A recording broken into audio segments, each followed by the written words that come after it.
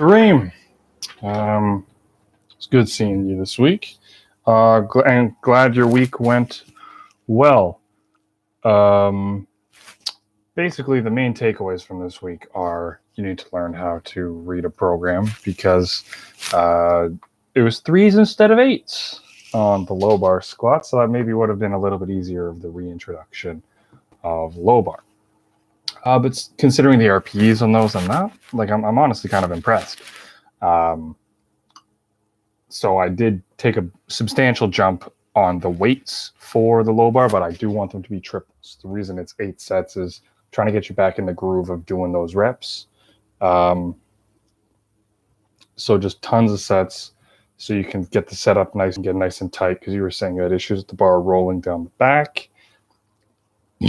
A low rep set shouldn't have those issues. Tons of sets still gives you the amount of reps that I want for you to get comfortable with the weight, because next week is a planned deload before the peak for profs. So I want to make sure that we get low bar feeling good before we start the peak.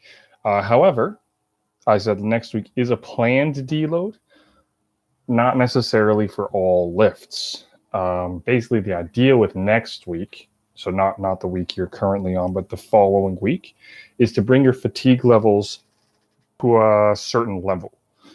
This week, we're going to have to deload your pulls. So the fatigue level may already be in the exact same spots. We might just get into regular training next week on pulls. But I'm pretty sure the squat and the bench press are going to be deloaded. You were mentioning a little bit about elbow pain, how you might need to deload the bench a little bit. I don't really think so. I think everything's moving at a good clip. Yes, it is difficult, but hang in there for one more week. You'll get a good deload and a good prep for profs.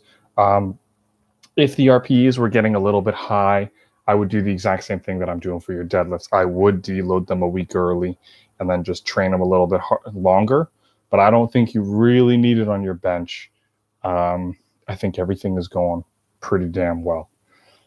Squats, same thing. Actually, I even think squats are going a little bit better than bench in terms of the fatigue levels. So it's just going to be regular training for that as well. This week, you're going to have to dig deep a little bit.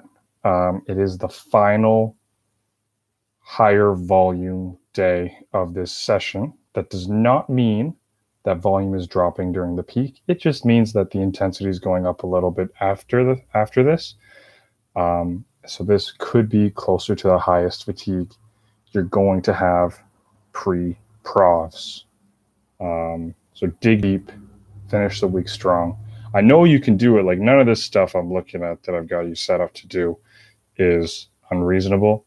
Talking to you today, you were saying something about the top double on bench, but what I want you to understand and know is that if you're in a competition set, like these benches are to mimic a competition setting to get that training in.